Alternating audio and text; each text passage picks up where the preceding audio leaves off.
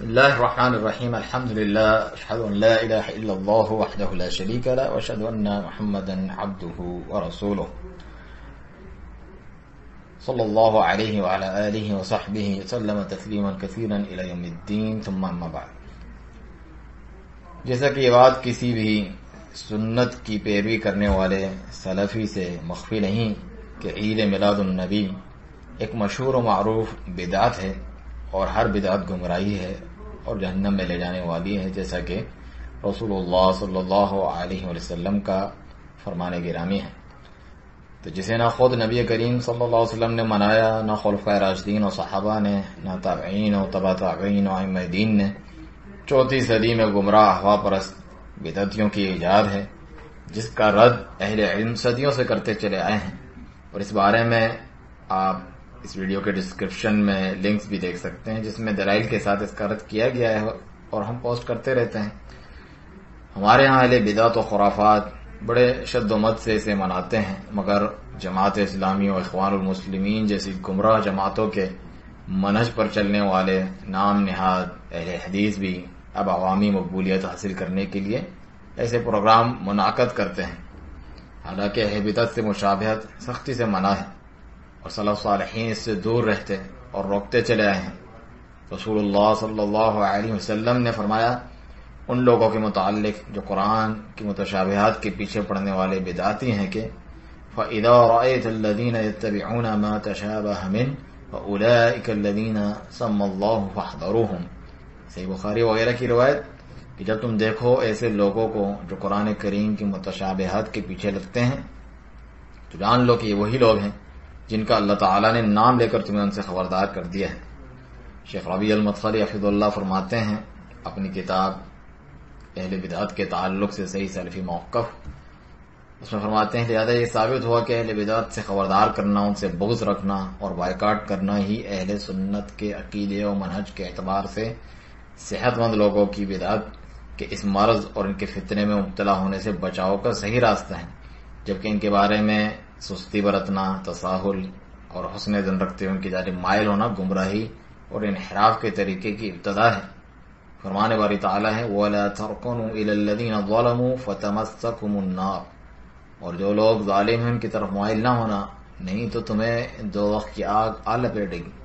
تو اہل بدعت سے بڑھ کر اور کون ظالم ہو سکتا ہے؟ اہل بدعت گنہگاروں اور فاسقوں سے بدتر ہے. یہی وجہ ہے کہ اس بارے میں جو ہے قول بھی مشہور ہے امام سفیان الثوری کا، شیطان کو زیادہ محبوب ہے گناہوں سے بڑھ کر بدعت، کیونکہ گناہوں سے توبہ کی جاتی ہے، اسے کم از کم گناہ سمجھا جاتا ہے، جبکہ بدعت کو اچھائی سمجھ کے کیا جاتا ہے، کوئی چھوڑتا نہیں. تو شیخ عابی فرماتے ہیں کہ یہی وجہ ہے کہ بصرہ کے فقیہ و ذہین ترین شخصیت امام سلام بن ابی مطیع رحمہ اللہ نے فرمایا کہ میں اللہ تعالیٰ سے حجاج بن یوسف کے صحیفے نامہ اعمال کے ساتھ ملاقات کروں، بہتر ہے اس سے کہ میں اس سے ملاقات کروں عامر ابن عبید کے صحیفے کے ساتھ. شیخ فرماتے ہیں حالانکہ عامر ابن عبید عابد و زاہد تھا ماشاءاللہ، مگر ساتھ ہی گمراہ بدعتی تھا، اور دوسری طرف حجاج فاجر تھا، سفاک و مجرم تھا.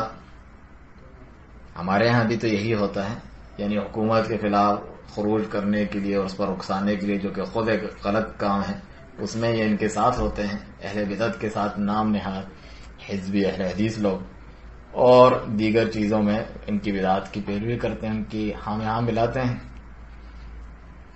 دین کے نام پر. تو شیخ یہی فرماتے ہیں شیخ ربیع کے، اور یہ امام آپ دیکھیں کیا فرما رہے ہیں کہ اگر انہیں اس بات کا اختیار دیا جائے کہ وہ حجاج کے نام اعمال کے ساتھ اللہ تعالیٰ سے ملاقات کرنا پسند کریں گے یا عامر ابن عبید کے، تو یقیناً حجاج صفاق ظالم و فاجر کے نامہ اعمال کو اختیار کریں گے. کیونکہ وہ بدعت کی خطرناکی اور شناعت سے اچھی طرح واقف تھے. ہمارے لیے تو یہی کافی ہے کہ رسول اللہ صلی اللہ علیہ وسلم اپنے تمام یا اکثر خطبوں میں بدعت کو شر الامور بدترین کام قرار دیتے تھے. تو یہاں شیخ ربیع حفظ اللہ کا کلام ختم ہوا، تو اس سے زیادہ بدترین کون سا کام ہے کہ جس کے مٹانے کے لیے، اس قسم کے لوگوں کو خوش کرنے کے لیے ان سے اتحاد کیا جاتا ہے. تو یہ آپ اپنی آنکھوں سے دیکھیں کہ میلاد مصطفیٰ اور ذکر مصطفیٰ صلی اللہ علیہ وسلم کے نام سے انہی بدعتیوں کو خوش کرنے کے لیے یہ اہل حدیث اور جمعیت حدیث اور اس قسم کی جماعتیں یہ پروگرام کرتی ہیں. سیرت النبی صلی اللہ علیہ وآلہ وسلم کے پروگرام کے لیے میلاد کے دن کو مخصوص کرنا۔ فضیلت الشیخ صالح بن فوزان الفوزان حفظہ اللہ سے سوال کیا گیا۔ فضیلت الشیخ، سائل کہتا ہے میں ایک مسجد کا امام ہوں، مجھ سے نمازیوں نے درخواست کی ہے کہ میں انہیں آنے والے پیر جو کہ 12 ربیع الاول ہے کو سیرت النبی صلی اللہ علیہ وآلہ وسلم پڑھ کر سناؤں۔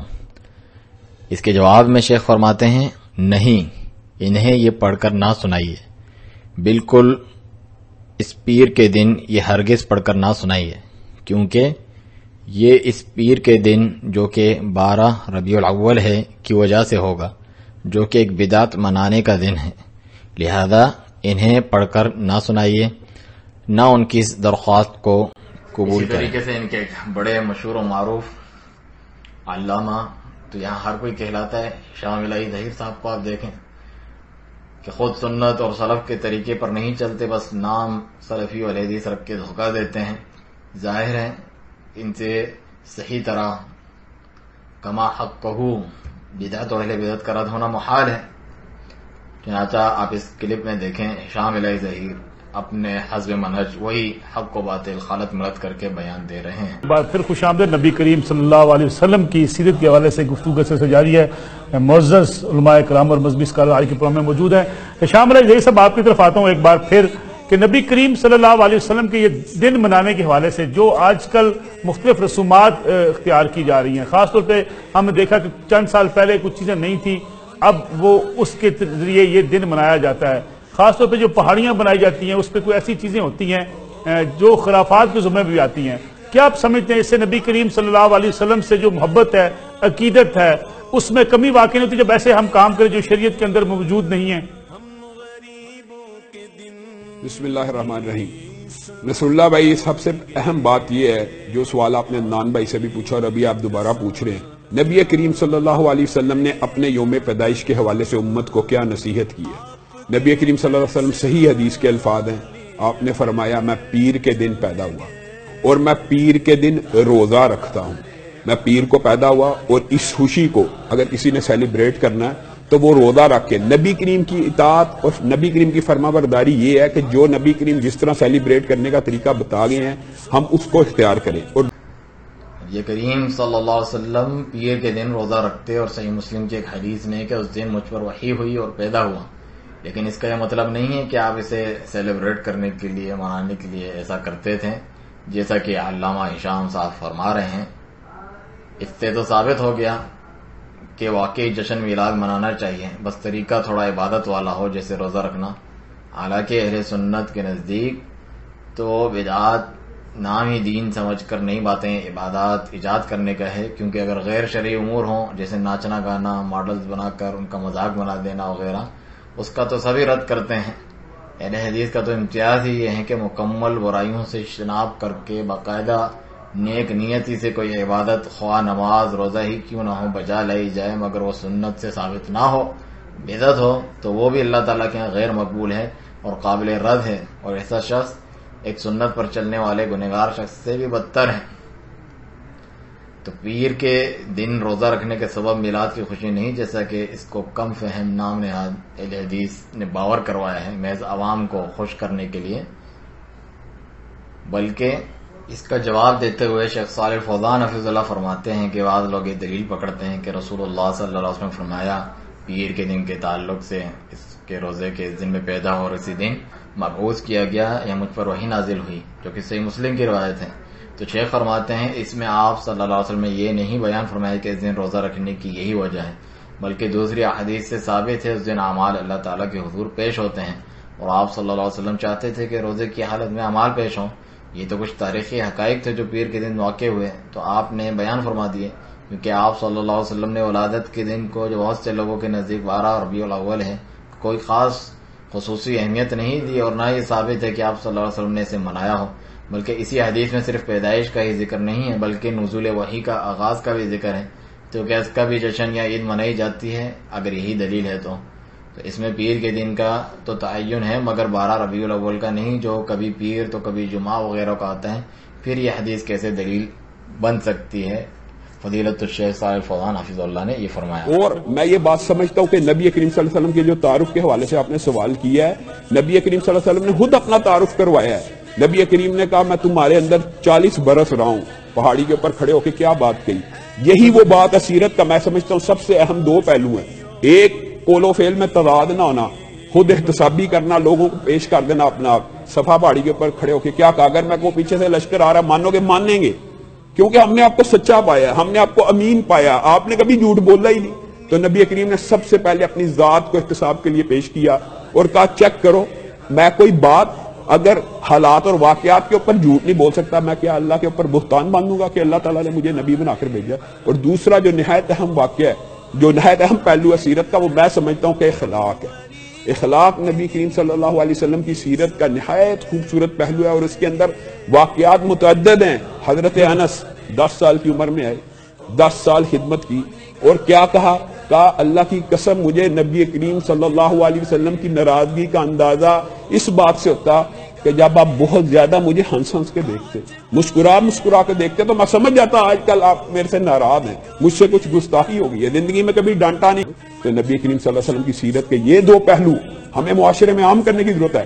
ایک، جو قول ہے وہی عمل ہے، خود احتسابی لوگوں کے سامنے پیش کر دینا، دیکھ لو میں صاف ہوں، پاک ہوں. اور دوسری بات، اخلاق کا انسان کو نرم ہونا چاہیے، اخلاق کا اچھا ہونا چاہیے، اخلاق کا دھیما ہونا چاہیے.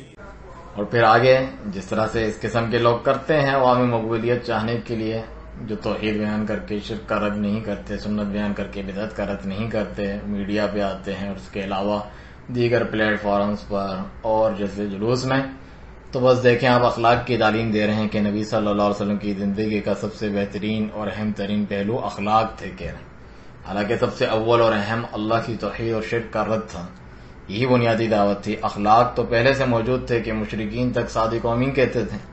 اصل اسلامی دعوت اور محل نزاع یہی توحید اور شرک کا مسئلہ تھا، جسے یہ اخوانی منہج پر چلتے ہوئے پی جاتے ہیں اور حق کو چھپاتے ہیں. کوڑا پھینکنے والی عورت کا پتہ لینے چلے گی کہ آج کوڑے کا ناگہ، اور دوسروں کو کیا یہ کتاب و سنت کی تعلیم دیں گے. خود اسی کلپ میں ایک من گھڑت واقعہ بیان کر رہے ہیں کہ نبی صلی اللہ علیہ وسلم پر بڑھیا جو ہے کچرا کوڑا پھینکا کرتی تھی. اس سے ہی ان کی تحقیق کا معیار کا آپ اندازہ کر لیں. ان سے بڑھ کر تو بدعقیدہ خادم حسین رضوی صاحب جو ہیں، جو سر عام اس کا رد کرتے ہیں اس واقعے کا. آپ دیکھ سکتے ہیں انٹرنیٹ پہ ان کی ویڈیو کلپ موجود ہیں، جن کو یہاں ڈالنے کی ضرورت نہیں ہے. یہاں پھر آپ دیوبند کی ویب سائٹ پر جائیں، اس میں بھی جب ان سے پوچھا گیا تو انہوں نے یہ جواب دیا کہ یہ بے سند واقعہ ہے، کوئی سند اور جو ہے ان کی علم میں نہیں.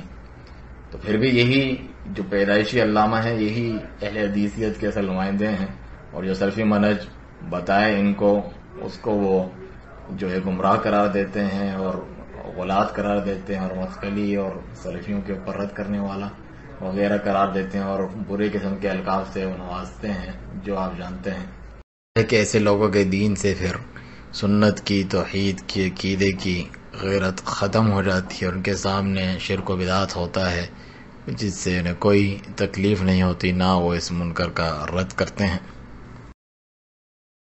تجربے میں کم ہو سکتا ہوں، لیکن ایمانداری کی بات یہ ہے کہ اللہ کی قسم ہے پاکستان کے مسائل کتاب و سنت کے نفاذ کے بغیر حل نہیں ہو سکتے.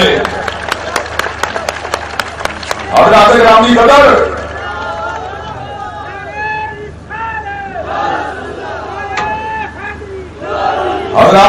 اسی طرح سے ایسی مشہور اہل حدیثیت کی جانب منسوب شخصیات ایسے داعیان کا دفاع کرتی ہیں اور سلفیوں کا ان کے باطل مناہج کا رد کرنے کے سبب رد بھی کرتی ہیں. جو داعیان انہی میلادی قسم کے لوگوں کے شاگرد ہیں اور گمراہ اخوانی منہج پر گامزن ہیں. مثال کے طور پر دیکھیں ڈاکٹر فرحت ہاشمی اور ڈاکٹر ذاکر نائک کے میلادی اساتذہ اور ان کا دفاع کرنے اور سلفیوں کو باور کروانے والی شخصیات. حدیث کی کلاس میں جب آپ حدیث سنتے ہیں یا پڑھتے ہیں تو وہ باقاعدہ ایک طریقہ تدریس ہے. آپ کو پہلے بھی شاید بتایا سماع اور عرض اور قراء اور مناولہ اور یہ سب چیزیں. تو جب باقاعدہ مجلس تحدیث ہوتی تھی اور ایک پراپر طریقے سے حدیث استاد شاگرد کو دیتا تھا، جس کو پھر اجازت بھی ہوتی تھی کہ وہ آگے روایت کر سکے، تو اس طریقے پر یہ حدیث روایت ہو کر آئی ہے۔ آج یہ حدیث جب آپ سنیں گے اور اس کو اگر آپ روایت کریں گے تو اس سلسلہ روایت میں آپ بھی شامل ہو سکتے ہیں، ٹھیک ہے نا؟ یہ ایک بہت ہی خاص قسم کا موقع ہوتا ہے، لہٰذا انشاءاللہ محترم شیخ اس سے ابتدا کریں گے۔ ابھی آپ کے سامنے ٹیکسٹ تو نہیں ہے، لیکن آپ غور سے سنتے جائیے، پھر تھوڑا سا ترجمہ کر دیں گے۔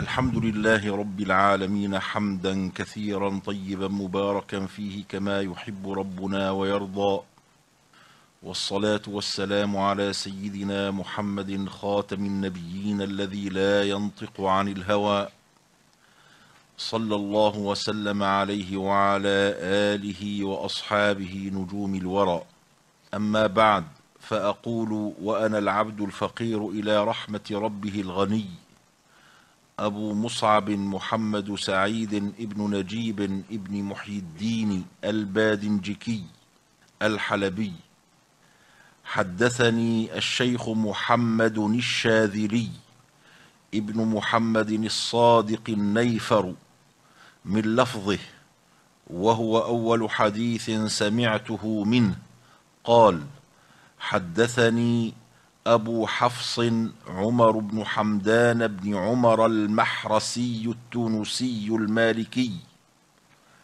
وهو أول حديث سمعته منه، قال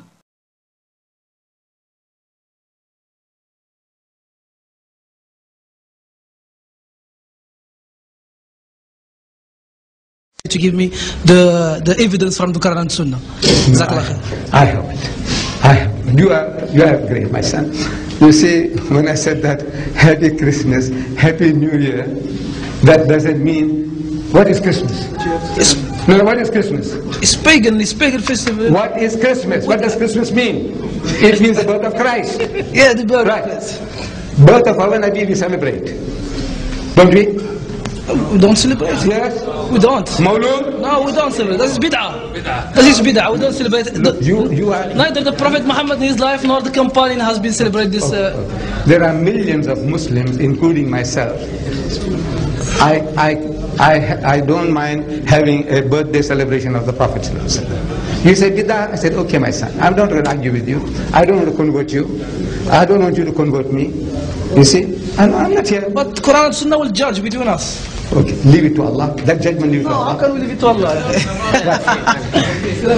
سلام اور خود شیخ الکل محدث نذیر حسین دہلوی رحمہ اللہ بھی یہی فرماتے ہیں کہ جو وعظ ہے یا درس کے سننے اور سنانے کا فائدہ یہی ہے کہ ہدایت ہو، لوگ شرک و بدعت اور معاصی سے بچیں، توحید و اتباع سنت کو لازم پکڑیں، اور ظاہر بدعتی مولویوں کے وعظ سے بجائے ہدایت کی گمراہی پھیلتی ہے، ان کے بدعتی وعظ سے لوگ گمراہ ہوتے ہیں، بدعت میں مبتلا ہوتے ہیں، سنت کو چھوڑتے ہیں اور طرح طرح کی خرابیاں ہوتی ہیں۔ کمال یخوا راہ یہ خیال کہ بدعتی مولویوں کے وعظ کے اندر جو باتیں خلاف قرآن و حدیث ہوں ان پر سامعین دھیان نہ دیں اور باقی صرف صحیح باتوں پر دھیان دیں، یہ بات صحیح نہیں ہے، کیونکہ ہر شخص کو اس کی تمیز نہیں کہ کون سی بات قرآن و حدیث کے خلاف ہے اور کون سی موافق، اور جس کو اس کی تمیز ہو اسے خلاف اور ناحق اور منکر باتوں کو سن کر انکار کرنا چاہیے، ہاتھ سے یا زبان سے یا دل سے۔ ہاتھ اور زبان سے انکار کی یہی صورت ہے کہ اس بدعتی واعظ کو بدعتی واعظ سے روکے، اور دل سے انکار کی یہ صورت ہے کہ اس کی مجلس واعظ میں شریک نہ ہو۔ الحاصل بدعتی مولویوں کا بدعتی واعظ نہیں سننا چاہیے۔ واللہ اعلم بالصواب۔